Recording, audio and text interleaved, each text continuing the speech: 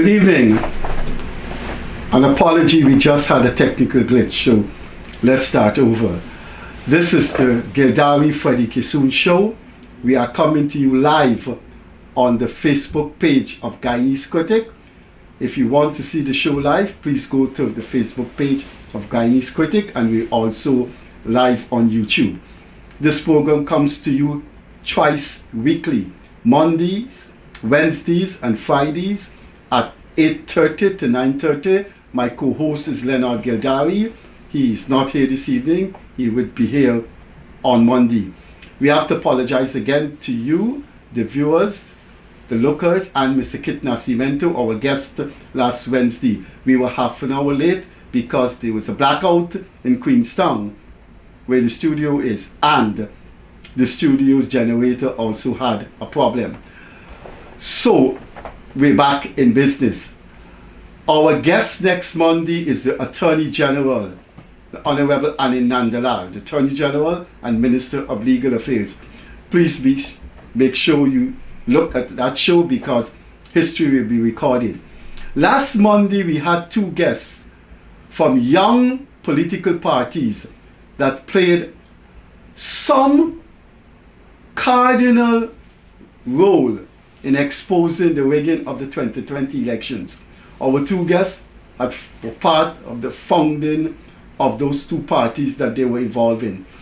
We repeat the process this evening with two young men whose future in politics should be quite assured given their positive activism since March 2020 and their prodigious role in safeguarding electoral democracy in March 2020. On my immediate right is businessman Kian Jabour, and next to him is medical doctor Dr. Josh Kanhai. Gentlemen, welcome to the show, and I know because of your activism, we're not going to get in as much as we want in an hour. I want to say to Kian that I will be asking him about the delivery of Jonathan Yearwood. I think Mr. Yearwood did a very devastating critique of ANUG, and there were some things that we got some feedback, and I believe it is obligatory on you to make some clarification. There are three questions on the delivery of Jonathan Yearwood. So what I'm going to do, Kian, is spread those three questions over the hour and intersperse them with questions to Josh. So I will start with the first question.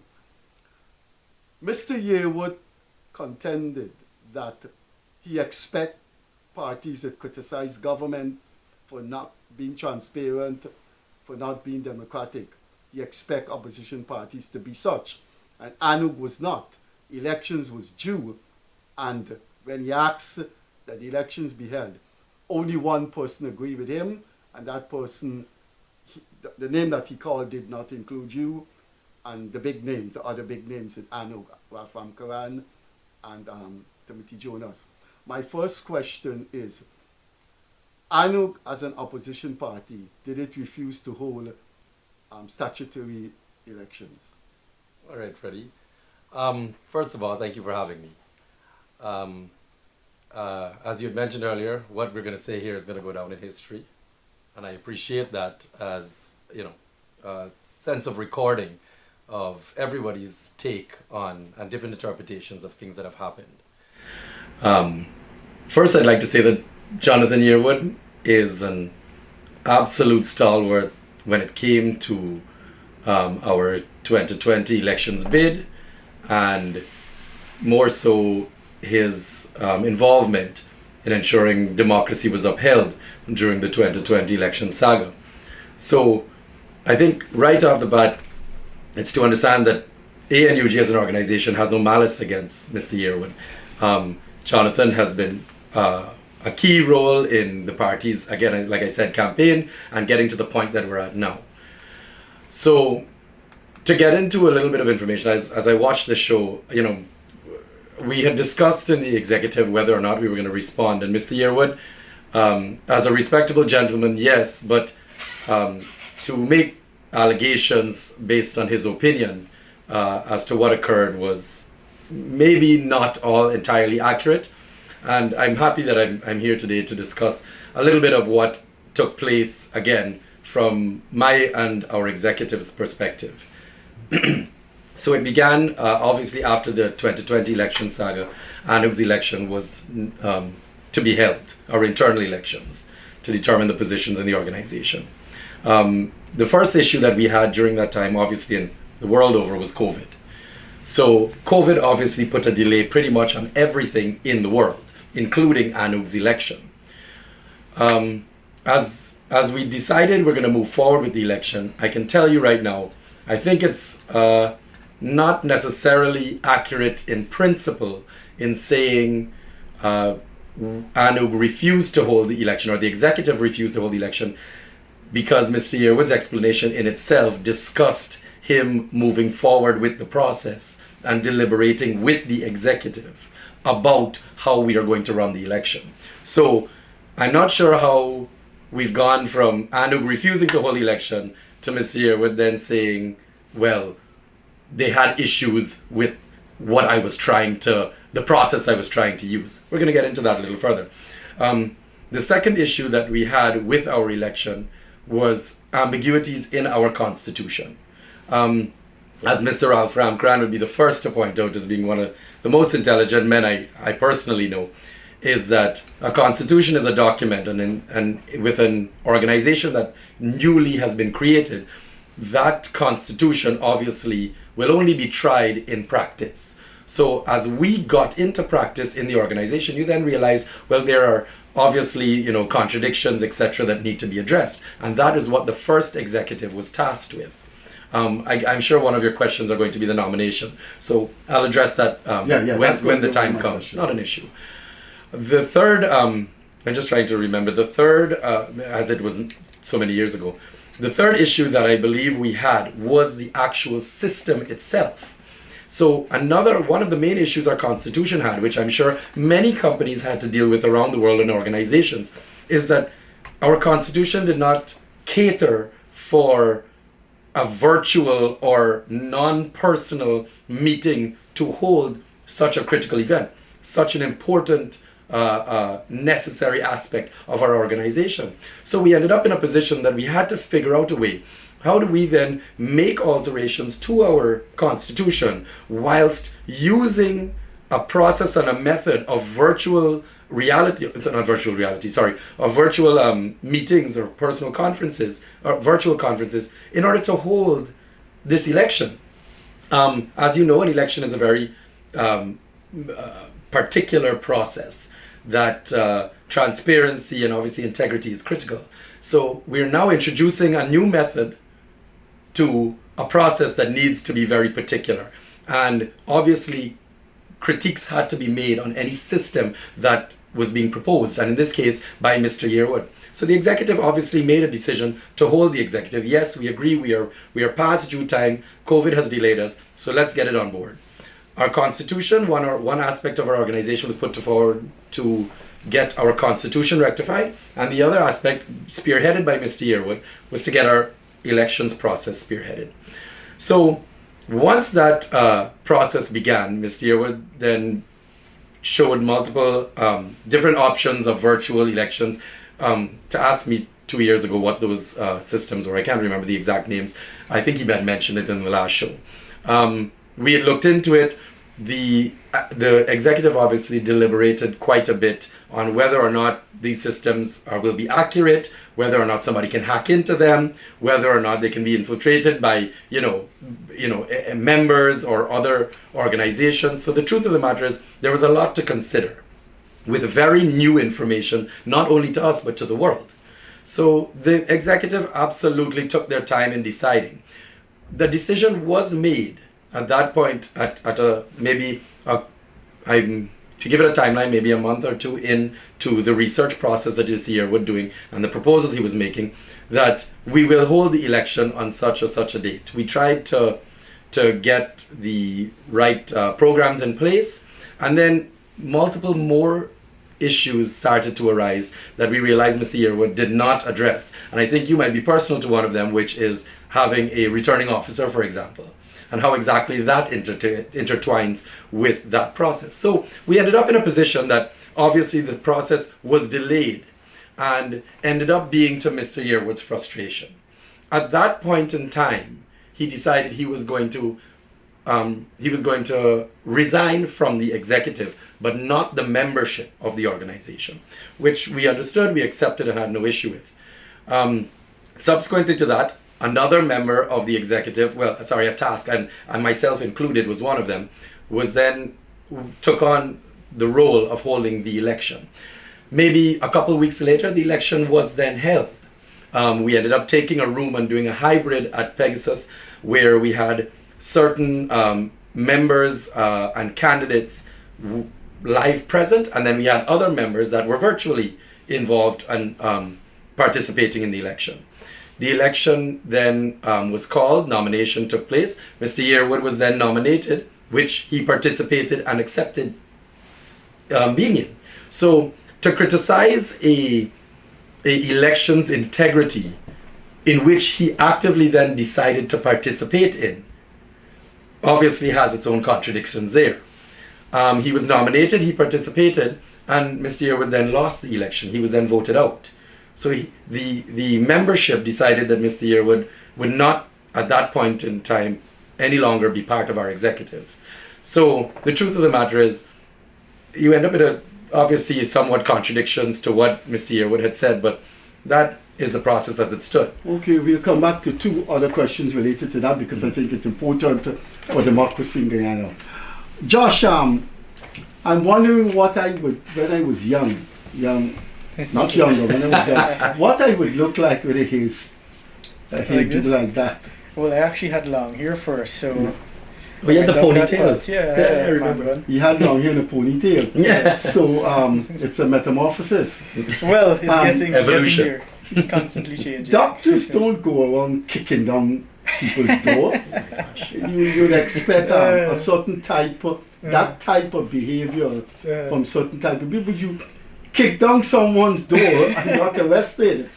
That is putting it lightly. Let's put it more seriously. That's as blunt as What did you think was happening in that room on election night, Tuesday, March the 3rd, when everybody in the world, because of social media, was saying what is happening to the chairman of GCOM, and to add gasoline to fire, Glenn Lal, the publisher of Kaicho, and the editor Adam Harris said the lady was in the room and the lady called her to come. And then Leonard Schumann was saying, look, something is going on in that room. Could it be? Well, I don't want to use the word. Right. You're a medical doctor, and I suspected you felt that the lady was sick and they weren't allowing you in the room, and you kicked down the bloody door and spent the night in Baghdad, did you? Well. Anyway, what was going on in that room? Tell us what happened. Well, as you know, doctors, we're quite brave. We don't let anyone bully us, and that's the whole sense of what happened that night. I personally felt bullied. I felt like something was going to happen that was not going to benefit the country, that's not going to benefit the future. This was on March 5th, the night the door got kicked in. That day, before that even, Mr. Mingo was already showing traits, very dangerous traits I might add, of rigging an election. That's as blatant as it gets. He had 2 attempts before, where there was some declarations made and signed. We saw we saw a signature on that issue and record, and that was taken up that very day of March 5th. There was a lot of commotion. There was court injunctions. There was service to be done with those court injunctions, and that night led into the night. The afternoon was very crowded. Everyone is there. Everyone is anxious because we don't know what's next. There has been opportunities or efforts to get to the chairwoman, understand what's going on. Even the CEO, we couldn't get to him because he was heavily bodyguarded at points in time. Almost all the points in time. This was before a bit too, since that flash drive incident. This was 2 days before. So back to the door. So that afternoon, everyone is there crowded, and we started chanting because we are very afraid of what's going to happen. It was almost late in the night. There was injunctions to be served. We already know that there's two two statements that went up by the CEO to the chairwoman, sorry. And after that, she just locked away. Went up to the third floor, which is her quarters, and she locked away. I, being very new into it, I want to get there. I'm feeling afraid because I heard of stories of my grandmother from back in the days when Reagan would have happened and how this country was going. And even so, I can tell you about that, Josh. We can get to there's a whole show by itself, but I remember that, and I felt very, very afraid of the future of this country, and more so the future of the youth of this country. And we went upstairs. We were shouting. We were trying to get there. Then I saw the medical personnel coming up. There were ambulance and medics out in front. Medics started to come up, go through the second floor. They were being denied entry onto the third floor. At that point, we were like, this lady is probably sick. We don't know what is going on. Did she pass out? Why is the medics here? Right? And then a close relative would have come and said that he got a call to come over here. Something is wrong. A close relative of the chairperson, that is. So we started upstairs. We flooded the third floor now. We got past all those guards that were hurling words at us, telling us that you can't get up there, it's not your right. Blah, those blah, are blah. GCOM security or police they were too? police. They were police. Police hurling insults at Well, everyone got frustrated, right, at that point in time. I wouldn't say insults, but voices were raised. So they were being defensive. They were holding a fort. You could have seen that, and they were not allowing entry to the third floor. We eventually got past that. The medics got past too, and we're looking. I got frustrated because there's doors there that don't have lock on them. There's one room that's open. We know the chairwoman is somewhere up there. So I decided hey, we gotta get this done tonight, because if thing goes south, if this entire election goes south, we're gonna have another 5 years of just the politics and the entire economic situation that we were facing for that 5 years. I felt it as a young man coming up, and I didn't want it. That's why I believe that the third force stepped in, and that's why I formed my own third party as well. So I was like, no, this can't happen. So we got that door in, and we went right in. After that, it was a whole fiasco with the station, getting locked up, and along those lines. But let me go to Kian, and I want you to describe that for our viewers. What happened? We had Sis Gunraj here. He said he doesn't know what was going on with the chairwoman in that room. I will ask you that, but let's go back to Kian. The issue of organizations having moral accountability to the society. You must remember, when you start to speak on behalf of the Guyanese people, you have that moral responsibility. Mr. Yearwood said one of the things that irked him is a leader in ANUG, a very important official, well, an executive is a leader, one of the leaders, had a problem, a serious problem in which accusations were being leveled at the board of Guy Oil, of which he was a member of the board. And so Mr. Yearwood said, look, you have this person should step down until. Ruel Johnson, who was sitting next to Yearwood, concurred and said, I had a problem in my party, Citizen Initiative, and my executive say I should step down until the issue solved. Mr. Yearwood again said only one person agreed with him that this gentleman should step down.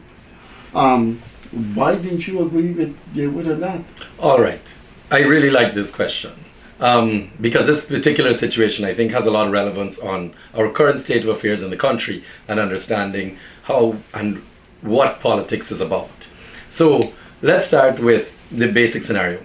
Accusations were levied, and I'm making sure I'm using the word correctly. Accusations were levied against Mr. Blair when, as he sat on the Guy Oil board as a representative of ANUG. All right, our organization, our party, was asked to put a representative on that board, and we suggested Mr. Blair. So, these accusations came about We heard about them. We read them in the newspapers like everyone else. We heard about them in the press like everyone else. No letter, no information was sent to our organization with regards to investigation or details of the matter. What ended up happening was, at that point in time, as you know, we have two of the most brilliant lawyers in the country between Mr. Jonas and Mr. Ramkaran, is understanding that when an accusation is levied against Mr. Blair in this position, they're levying it against our organization as he is a representative of us. The truth of the matter is, without any proof other than social media commentary and one organization's accusation, again, without proof, because to this date, correct me if I'm wrong, there has still been no court case to prove that Mr. Blair was involved in any wrongdoing. The truth of the matter is, how are we going to just turn our back on an executive that is representing us when these are just rumors? This became quite a different issue to what Mr. Johnson would have been referring to in the last thing, because myself, like him, had personal issues in our personal lives. At that point in time, I can tell you, mine was much more recent, and I did take a step back from the organization, happily, with my organization's blessings. Because again, as long as our mission is to ensure that we are not putting the integrity of our organization at risk. And Mr. Blair was not doing that with the accusations levied against him. As a matter of fact, we were more put in a position that I will defend him to a point of innocent until proven guilty. So I'm sorry, there has to be a little bit of loyalty there at some point in time. You can take a moral high ground and say, well, I heard a rumor, so you must now step off the executive. I think that's ridiculous.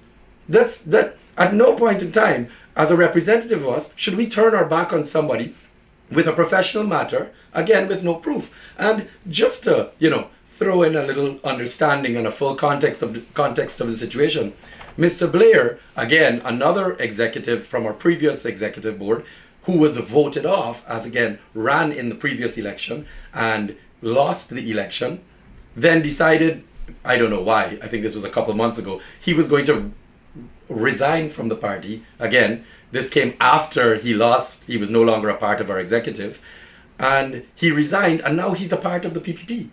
He has rejoined his membership in the PPP. So if this Mr. Blair is accused of corruption and was guilty as the PPP made it seem, then they just allow him back on their membership, and he's now representing the PPP. So I'm sorry, I to come up with these kind of conflicts and contradictions is just political nonsense. It's just political ramble and people trying to sway public opinion. That's all it is. So Josh, you want to record history? What happened to Madam Chairman in that room? And what happened when the police said you can't kick down the door? Well, we had already got that door down, so there was some amount of relief. I ventured further, since I was the first man in. Ventured further, I saw her, the deputy CEO was with her. And there were a few other guys in the room, some police and some mixed with some just white and black. After that, I would have been pulled from that room. It's a room in a room, if you can put that into context. A room in a room. She's in the room. There's another room. I'm pulled from that room now and put with my hands up to surrender in a corner. Batons waving in front of me to stay one. You told them you were a medical doctor and you Yes. were concerned? Yes, I told them I'm a medical doctor, I'm concerned, but they got us out of that room really fast. Barely got to peep, see what's going on, and then I was pulled out. Batons are there, other people are trying to get into the room because now everyone knows that she's in there. And I'm telling them that she's okay, she's safe. She seems so, from what I can see. Alright? Again, the batons are waving. Some guys are trying to come in the door, they're getting hit with the baton. And it was a whole fiasco. Then everything started to simmer down, slowly. That's when the police, more policemen came. They got the building under control. Everyone came off the third floor. Everyone came off the second floor and was on the ground floor. And we spent about 45 minutes in that room until myself and two other persons were escorted out of that room and taken to the Brickdown police station. I later learned that night after returning, I got out about 3 or 4. Later learned that everyone was just discarded from the building by force, which was something that really hit me. Because we know from the night before that there were SOPs there. The night before was the incident with the flash drive and stuff. So I made sure I stayed there, worked all the stayed there the night because SOPs were there in baskets, and they were unprotected. From my standpoint, they were unprotected to me because we've seen the potential from the previous day of this man just having an issue and ending up at the hospital. Right before that, he tried to do a declaration and tried to levy the process and swing the process any way that he wanted. So I was like, this is not sitting well, and that's when I started to campaign really harder against what was going on. Kian, I find it strange. I find it strange with all, I'm much older than you guys. I find it strange that you would have an election and someone from above in the party say, nomination must be on election day. You think you have an answer to that absurdity? If it didn't happen, it's not an absurdity. But if it happened, you can. The reason why you have nomination in advance, you have to check to see if people could be bona fide delegates, if they paid up their dues, what have you. So you have a process of sifting out eligible from ineligible. Who's the Jonathan Yearwood didn't say who's the person from above that says now who's the person from above in ANUG that said nomination must be on the same day of the election. You don't want to call that person's name. Well, any decision made in ANUG is an executive decision. No one person makes any decisions on our board. So my first question is, why is a nomination on the day of an absurdity? I mean, for anybody that's ever sat on Bank's DIH board, I mean, in the corporate world, DDL, for example, all those nominations are held the day of. They have a board meeting, they invite all the members. I have to cut you here. Those are two different words. Political party and business. No, political party deals with power. But let's be careful, because it doesn't have to do necessarily with the difference of organizations, but more importantly, the integrity of the election. So what you would be saying there is that the corporate election would be at risk of having holes in its integrity, when in actual fact, what is your reasoning for saying nomination on the same day is it compromises integrity? What's the issue with it? The issue is, when you have nominations on the same day, it doesn't leave time to investigate the bona fides of the person who are being nominated. You have to check on their background, you have to check on their financial standing, and I would suggest to you that's the modus operandi as I know it a million years ago and up to now. But if you want to say... So again, but not integrity of the election, more integrity of the candidate. So, I mean, realistically, if somebody of poor integrity is voted onto the executive, then again, that is not non-transparent, right? That is not non-accountable to the party. The reality is the actual democratic process of them entering and getting onto the executive is intact. So, reality is, to complain that our process is different isn't exactly an attack on our integrity. It's an attack on nothing, to be honest. On the candidates, if you want. Just let me get in this here. I'll come back to you with the new movement. Kian, are you saying in pellucid manner, in unambiguous grammar, that you see nothing wrong in a political party having an election and their nominations to the executive, to the different organs of the party on the same day? Well, let's start with the basics. Our constitution, and any constitution for that matter, is the overarching document that dictates all when deciding procedures and rules and regulations. In our personal constitution, again, a new constitution that was written for our party, had an ambiguity where it actually had said all nominations need to be done is prior to the actual election.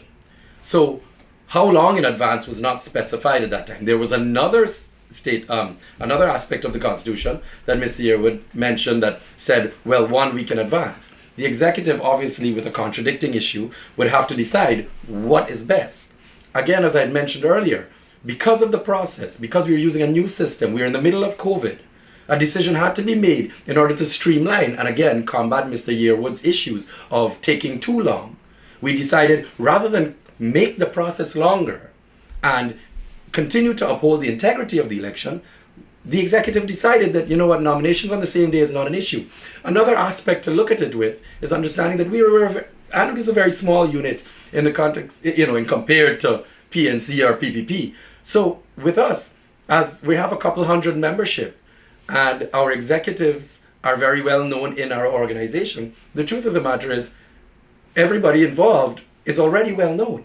So for us to be worrying about the integrity of the candidate, well, that's something that was obviously decided that the executive would be comfortable with. And then the other side of it is, again, we are not compromising the integrity of the election. Nobody can rig it.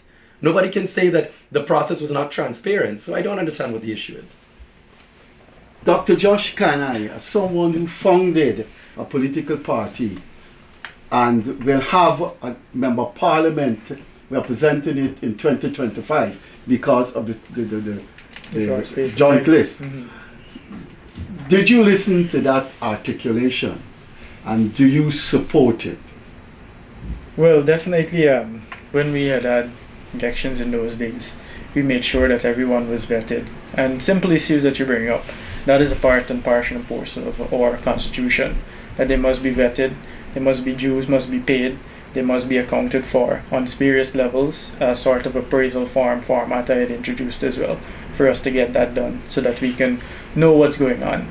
And then they would have the list there, we would have sent out during the week of possible nominees. We asked the people in WhatsApp group, simple, nominate before. On the day of election we would have dealt with that. We looked at it to not speed up the process but made the process a bit more efficient. So we shortlisted when we went out. So that was the approach we took as well. And definitely once we did that, we started to see a bit more clarity. Persons were transparent. The private vote, as I would put it, or the hidden vote method, we kept it fair and open with each other. We were real with each other as well. So that's how our election went the first time. As for URP, that was quite transparent as well. We had a return officer, Mr. David Curtin. He was there. He overlooked the process. Persons were being Mr. Bandu himself was there. He was doing a lot of interviews with candidates, etc. And then nomination day came, persons nominated, and we went through. Was the persons were before? Yes. So they were shortlisted before by Mr. How long before the Bandu. Actual election Well, the nominations made? Mr. Bandu was talking to me for quite a while, and The official nomination. Official nomination was about 2 weeks prior, because we're relatively large, so we had persons within different regions as well, right? So point taken that your party is now small and coming up. But definitely Mr. Kissoon, he's been around and he probably can write constitutions in his sleep. I'm not a lawyer. But I would appreciate the Sure. different system, but that doesn't necessarily compromise the integrity, does it? You're a persistent fellow, eh? You have you certainly following the tradition of politicians. Though I admire that forcefulness. If you don't have that forcefulness, you won't survive in politics. In fact, I find your delivery articulate and forceful, which is good characteristic for politics. On the other hand, the guy with the strange hairstyle is kind of quiet. I like it. But it doesn't mean he wouldn't be. I think this, you people, meaning you young people, you represent something that is good for the future, in that it is not the two parties. I know you're in another party, weren't founded by people in their 50s and 60s. And from what I see and know of Kian, you're in for the long haul. Absolutely. There's no. I would not have gotten into this unless I had the ambition to make real change for Guyanese. All right, my daughter was born here. All right, she's growing up here. She lives here, and I believe that honestly, even we call ourselves the younger politicians. The truth of the matter is, we are always, as everyone else is, getting up with age. And luckily, in my case, I have that little bit of extra motivation to ensure that Guyana, and I mean this again, not to insult or direct it at anyone else, to ensure Guyana is not the Guyana I grew up in. I want a much better Guyana for my daughter. And that's really and truly all the motivation that anyone needs. Guyana is a wonderful country. We all love it. It's our home. It's something that, as much as politicians will fight and go back and forth and etc., the truth of the matter is, I believe, at least the young politicians at heart, you know, we want what's best for the country, and we're not just looking out for what's best for my party or what's best for me. The truth of the matter is, it's what's best for all of us. And I use that as an example because Josh and I both decided to get into third parties rather than join the two large parties, in which had equal time to govern this country. And we can argue that there's a reason that we saw a need for third parties. That's why we're here. We have to have a balance. We have to have other organizations that represent more Guyanese. That's what it is.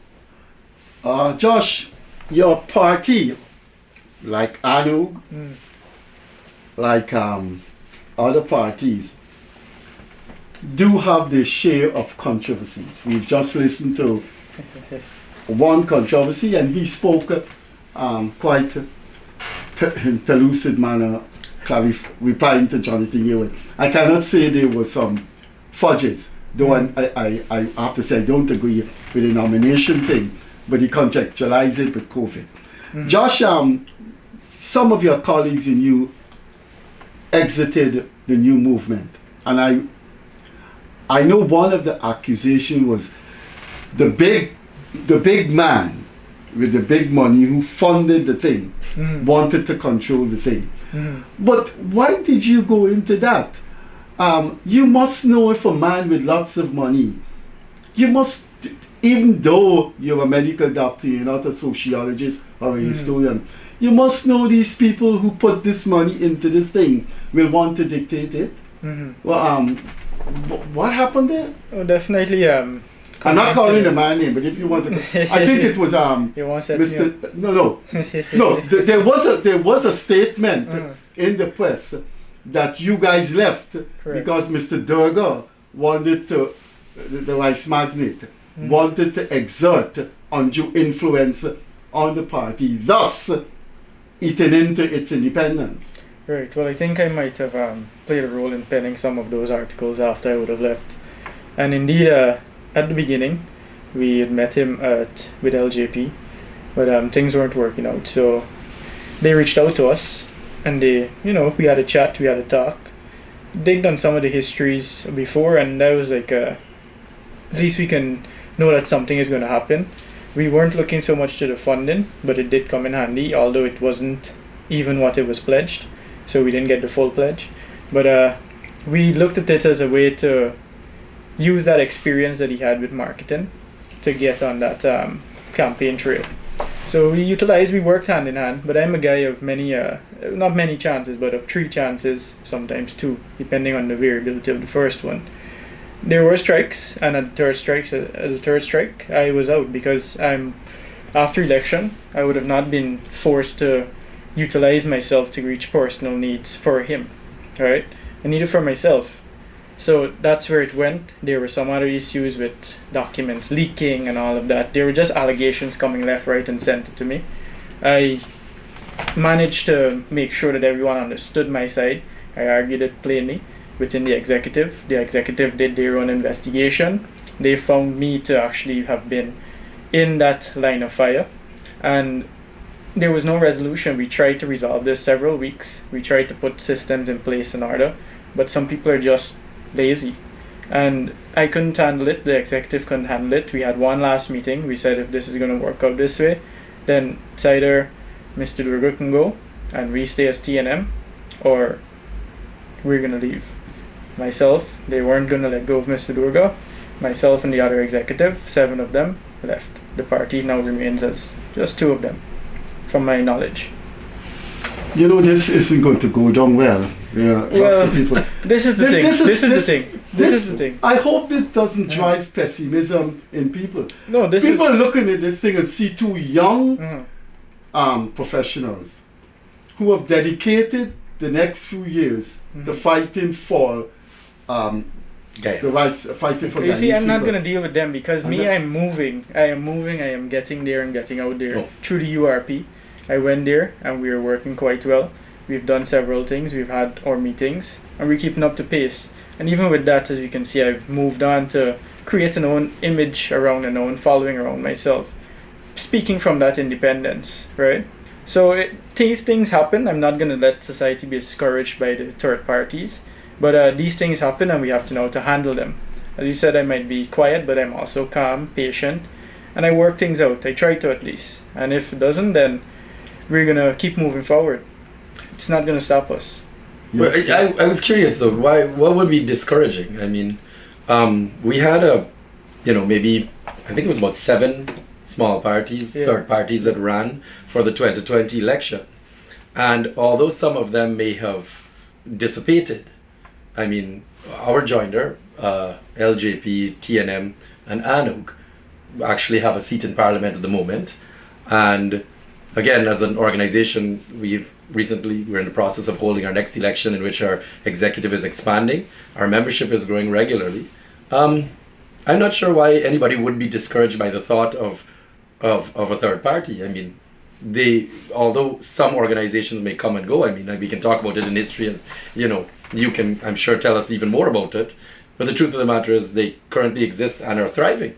No, I think I mean discouraging in the sense that people are so burdened with the 2 political parties, and then what the Rodney Party came and proved to be degenerate, and then everybody looked to the AFC, a major third party that won power, and then degenerated, and then people say, okay, you have this plethora of new parties with very untainted souls, and then you hear ANUG got a problem, you hear the new movement got a problem. I'm saying that people probably said, oh no man, why they can't be flawless, but we don't really mean why they can't be flawless. Look at it Every this organization has issues. At least we know from my standpoint, it shows character. It shows that you're not going to stick around for nonsense, immoralities, and basic not getting justice. Right. So we are showing that character. Ian has stuck through with ANUG. Look. This program. I don't know. I don't know the discouragement. People are going to. This program are going to be used, going to be stored by people. It's true. Tonight, the fact that you're here saying these things, you know what you have done. Committing. You have committed yourself to the part of. I like that. I don't want to use the religious word because I'm not a religious person. To the part of righteousness. I would prefer to use a Lockean term, the philosophy of John Locke. The part of moral obligation. Yes. This forum, if it survives, is going to have you back here again if you stray from the path. So far, so good that you spoke your mind. You said they had problems with Mr. Durga. You left and you gone to the Republican Party. He explained the thing with Jonathan Yearwood, and he said he's here for the long haul. I'm asking both of you now, do you embrace inflexibly and meticulously the value of being accountable to the people you want to lead, the people that in your party? And do you not see it that if you fall down in that respect, you cannot be a moral voice of criticizing the government for lack of accountability? All I'm saying, gentlemen, the viewers of this program are looking at you to say you have the moral right to talk about accountability and lack of transparency. If I can take this one to start with, I feel like we proved that in the 2020 election. I mean, we stood up there, Josh, myself, and others alike, in the third parties, and risk to our own personal safety, risk at criticism, in which came left, right, and center, and we stood up there and spoke our truth. We were not fighting for PPP to win the election. We were fighting for democracy to prevail. We were fighting for the democratic process of the citizens' rights for their votes to be counted. All right? So for you to sit down there and think that, oh, these guys might sway, the truth of the matter is, I feel like we've been tried by fire here. But it's right? When you look at it, it's a relationship. So remember, in relationships, you always have to keep reassuring And Well, definitely there- I this is agree. the opportunity to reassure the people. So- And I personally will put my best foot forward. And it's a pride. It's a prideful thing to be patriotic. It puts you on a realm that you don't want to do certain things. For example, driving certain way or conducting yourself in certain fashion, getting loud and verbal in public, etc. These are all things that you hold yourself to. Simple ones, but they are more. Not being corrupt, not being biased, not having conflict of interest. Those are the standards that we want, or at least personally too, we want to push forward. If you want to be or see a difference, you got to be the difference, right? And let's discuss something important that you brought up: the need for the third parties. You brought up WPA and you brought up AFC, and although you're exactly correct in stating those parties, maybe did not accomplish the task that we all hoped they would, the truth of the matter is, systematically, it is still the right process in order to drive real change in the country. Again, a country that's been ruled by two parties over its entire history. The reality is, AFC had the opportunity, and I can tell you, I want to assume I will speak for Josh, and I read some of your columns, that at least many of us were in support of AFC because of what they were trying to do in holding the government accountable and transparent. And where they failed was obviously in their greed for power. I can tell you, as far as ANUG's philosophy goes, at no point in time do we believe that we are the anointed or right to run this country. Democratic principles will dictate that the majority rules. What we do need, though, is accountability. And that is where third parties come in. It's an actual systematic change of ensuring that His Excellency Irfan Ali can stay as president. Vice President Jagdeo can stay as vice president. The PPP government can stay as government. But when it comes to policy in parliament, the truth of the matter is, whether it be accusations of corruption or misspending or maybe lack of accountability and transparency in certain issues, that is where the third party steps in now. You want to pass a budget, well then you have to break it down, and more importantly, you have to have audited from previously, and we have to ensure that the money that you are speaking of and the programs that you're putting in place are going directly to the people that you say it's for. Because we've watched too long in history both of these parties rule, and we end up with not very much progress, but a whole lot of promises and hope. So at what point in time are we going to stop hoping and force them to act? And that's where third parties come in ensuring there's accountability in Parliament and transparency. I want to address this question to both of you. So when one is finished, the other. I saw in my lifetime, but more recently, the past 30 years, I see a trend of political parties tending to get a lot of mileage, accumulating a lot of capital. Strategically, because if you pick on the government, then you get attention, because the government is coterminous with the society. Government's a very powerful thing. Tomorrow we can wake up, as we did on the bottom, and find that the capital is changed. But it is my sociological understanding that democracy is a multidimensional thing. Democracy doesn't only come as a gift from the government. It is an evolving process that saturates itself over the society. So a government should be held accountable and be criticized. But when you have a huge $1 trillion company that violates the law, that ignores a very senior police officer who go to the company and say, look, you can't park. My contestation is that I find political parties tend to concentrate only on confronting the government, which should be done. The government is too powerful. But surely there are other things that need to be. I'll give Kian one example. Now, I am not saying this is an ANUG affair.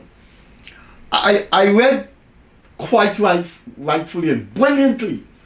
I use the adverb, word, brilliantly.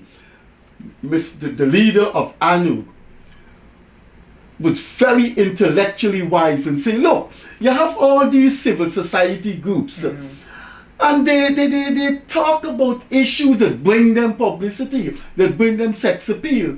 They need to go into issues that really mean something to people's life. And the man said for that, he got a good cussing out. I believe it's obligatory on the gentleman to say who cussed him out. Indeed. So, I can't ask you to say who cussed him out because Mr. Ramkhan probably didn't tell you.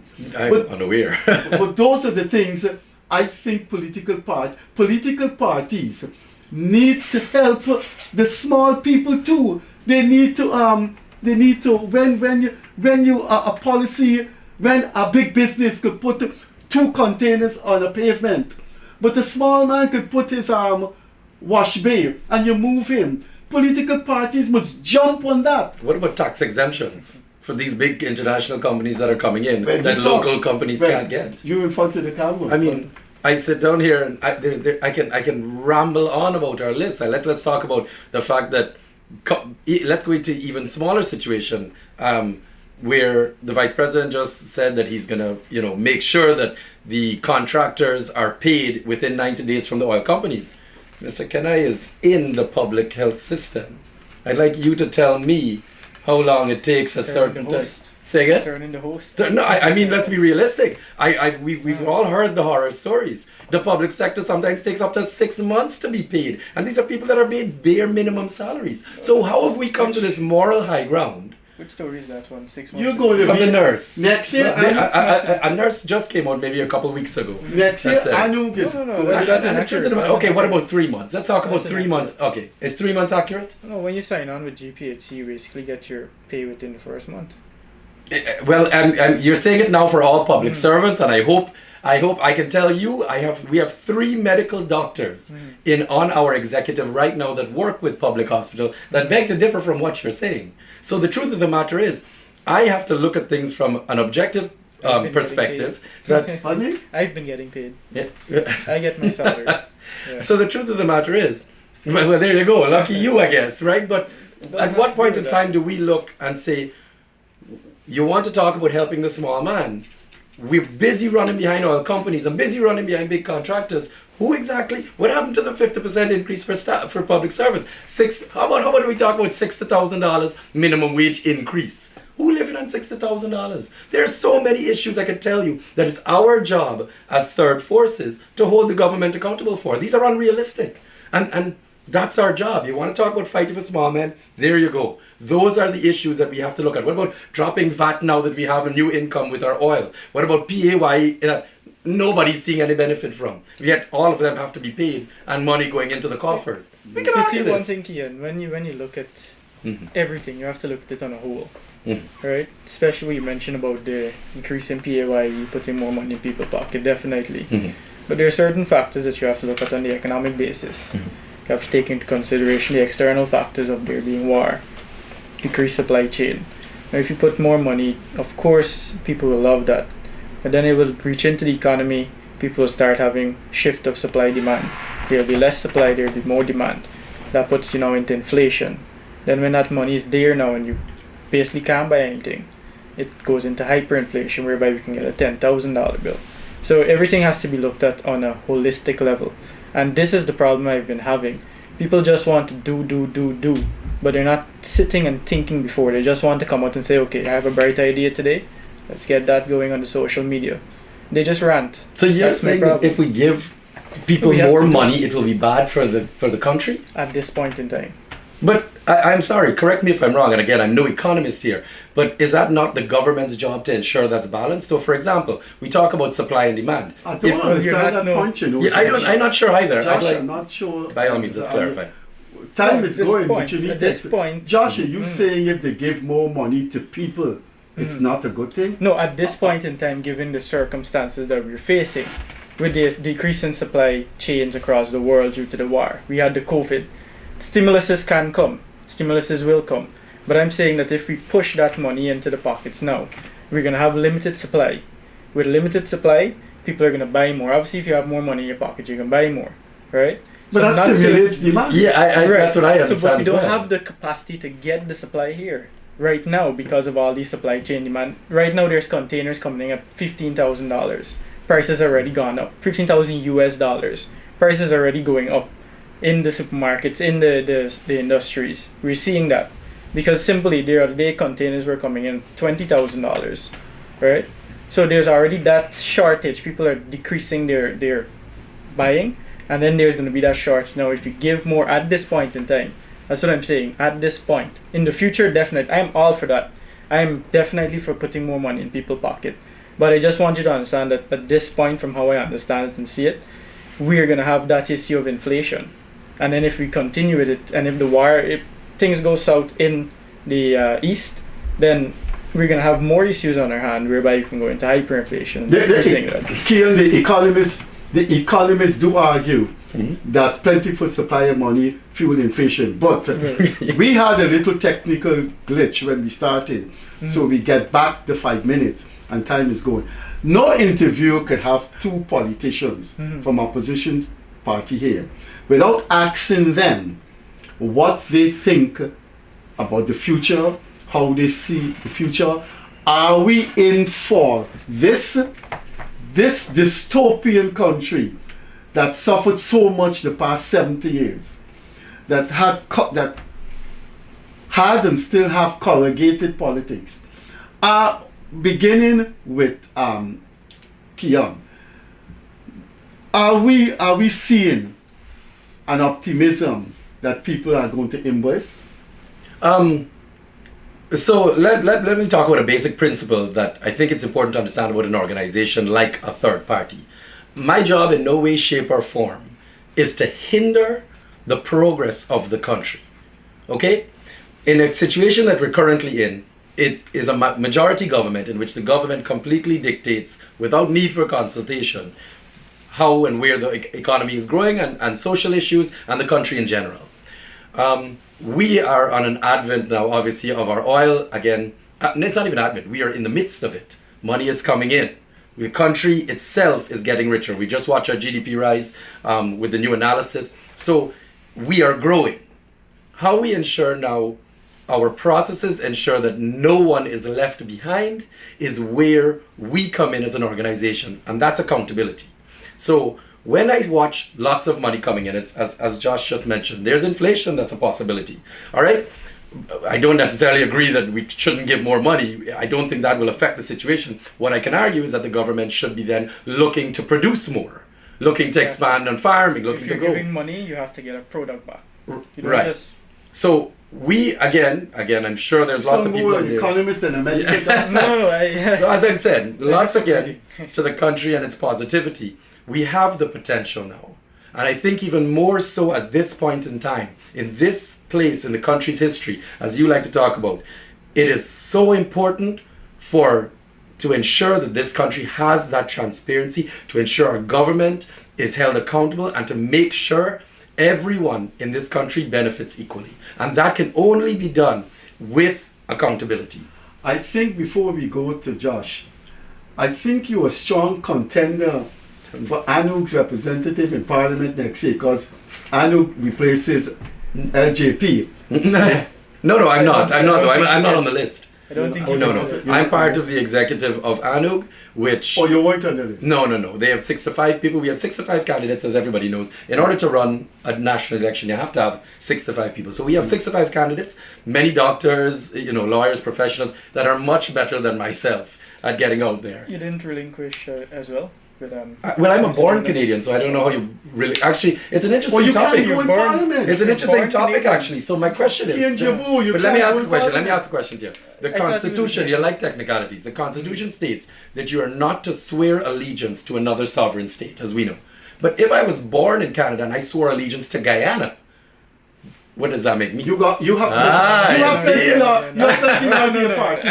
Josh, you gotta start that. You're not gonna tamper with. But these are the ambiguities, right? It has to be by the word. Josh, the same question. Are we looking good as a young politician and a third party?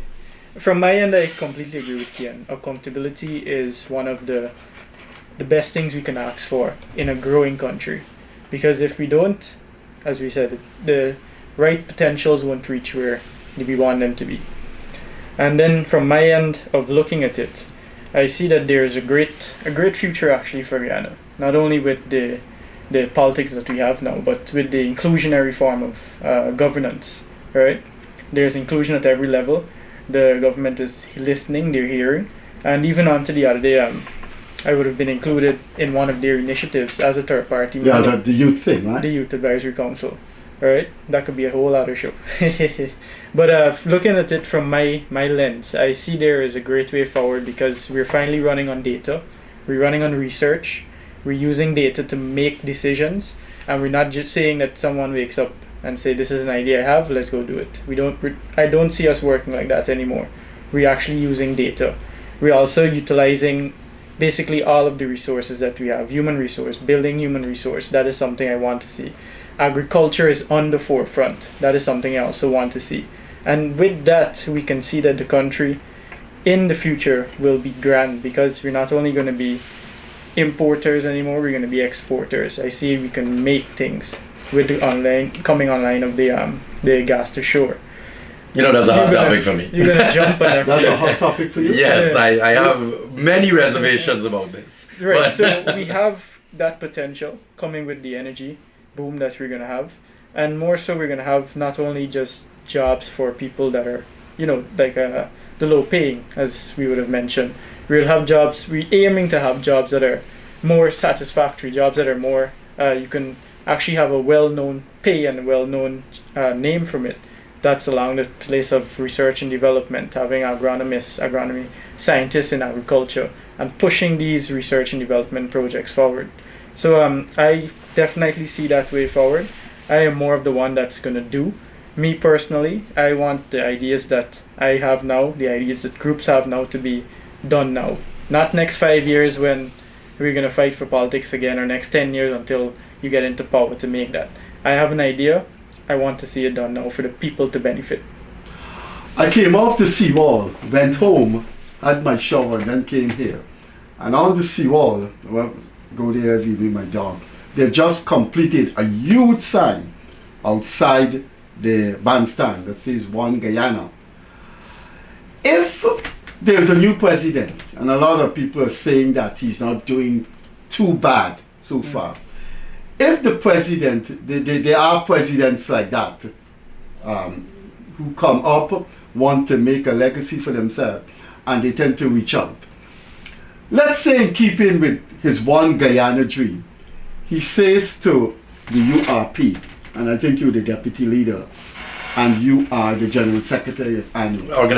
Organization. Right. Suppose the president reached out to ANUG, to the Citizen Initiative, to the United Republican Party, say, listen, can we work out some ideas you guys have and work it out with me, and so we could work together? Kian, I'll start with you. If he reaches out. Well, I'm faced with my current situation. And, we spoke a lot about the election saga and what happened in 2020 and the attack on democracy. And we reached out a year ago with regards to electoral reform. And this to me, and I'm sure most Guyanese, if not all, is probably one of our most critical, pressing areas to ensure that what happened in 2020 never happens again. And that has to be done systematically. And those changes need to be made. Recommendations have been made. We put this in over a year ago, and up to now we are still waiting. We're on the cusp of local government elections, and we're still waiting for these changes to be made. So it's not that we're not willing to work. Absolutely, always willing to do what's best for Guyana. But whether it comes into practice or not is where our issue comes in, is solely based on a majority government, and that's why minority governments are critical in order to force those changes to happen. Josh? If the guy says to the URP, outline a plan to me so we could work together. Well, from my, I'm surprised at the line that ANUG is going, because definitely there were inclusionary politics, alright? But definitely from our end, and speaking for URP, I believe that once we can see a way forward, and we can plan and get these things off the ground, such as ideas, projects to get the people off if we go into an area and we want to see a difference now for the people in that area. Let's say we go into Region 7, one of our communities there, and we see the need and we just give a ring and we give a call and say, hey, this has to be, or can see if you can consider doing this project here, probably drilling a well, then I think definitely the government should be open and we would be open to giving them those opportunities, right? Because the people are going to benefit. It's the people now, more than ever, because that's what we need to develop. We our time has come up. Just briefly, as our time has caught up on us, I need to tell viewers the patriotism. Closing remarks. Anything that's on your mind. It doesn't have to be positive. It doesn't have to be negative. It doesn't have to be objective. It could be subjective. Just quickly. No, I'm you know, as a young politician, I appreciate the platform that you've given us, and you know, coming on here and you know, obviously different views and understanding. This is what moves Guyana forward. Right. It's difference in opinions and understanding. We can all work together. We may not always have the same ideas or want the same things or have the same plans, but the truth of the matter is it's all about working together. And I think this is what the key is when it comes to these. Again, I keep referring back to third party because we're both third party and that's why we're here. So why it's important for all of us now to kind of get on board with, again, even One Guyana, but understanding that it has a holistic government structure picture attached to it, not just racism, which again, this tears this country apart, but more so in understanding that even in a governance structure, this two-party winner-take-all thing is in the past now. In order for us to move forward, it has to be inclusionary in Parliament. Josh, you want to say anything at all? Objective, subjective, emotional, No, definitely. medical, anything? Eat your greens and exercise daily. Good doctor Definitely. advice. Eat an apple. Definitely. Thank you for having us, Mr. Kissoon. It's always been a pleasure watching your show with Mr. Gildarie. And I want to say to Guyana that it's time that we move forward. It's time that we have to look at the past sometimes. We're building on it. And we shouldn't forget those instances where we felt threatened, which we felt that we're going to lose our rights itself. And many youths have expressed themselves that way. They were feeling very frustrated, down and out. But I want to say that now that we're moving forward, we must not look at creed, race, anything of that sort. The Guyanese people, it's still there to GIF, not so much with the youths. I see more of networking and getting to know each other with the youths. But the adults must understand that racism is a cycle. And if we continue to peddle these cycles or encourage these sort of sayings and terms and even general way of speaking, we are going to cause children to have an issue and come up in that same environment. You're going to obviously repeat the same things and have the same mentality. So I want us to just cut it out completely, because we are a people of many, many races, but we're all one. At the crickets we see it. You cut me, you cut you, different people, we have the same blood. And we want us to basically see each other as brothers and sisters, as Guyanese, and let us live under that whole initiative of the same One Guyana. We're one. One people, one nation, one destiny at the end of the day. Well, on that positive note, we're going to end. In case you join us and you don't know who are these two young men, one is Kian Jabour, the organizing secretary for one of the third parties, a new and united Guyana, and medical doctor, Dr. Josh Kanhai, founder of one of the third parties called the New Movement, but now the deputy leader of a party with a long presence in Guyana, the United Republican Party. Anil Nandalal, Honorary Anil Nandalal, the Attorney General and Minister of Legal Affairs, will further record history when he comes here on Monday. Become Mondays, Wednesdays and Fridays. You can pick us up live on Guyana Critic Facebook page. It was an immense pleasure talking to two young minds who have openly said they want to change the future of this country and the political culture of this country. We have to do this again, most definitely. Definitely. It's a pleasure.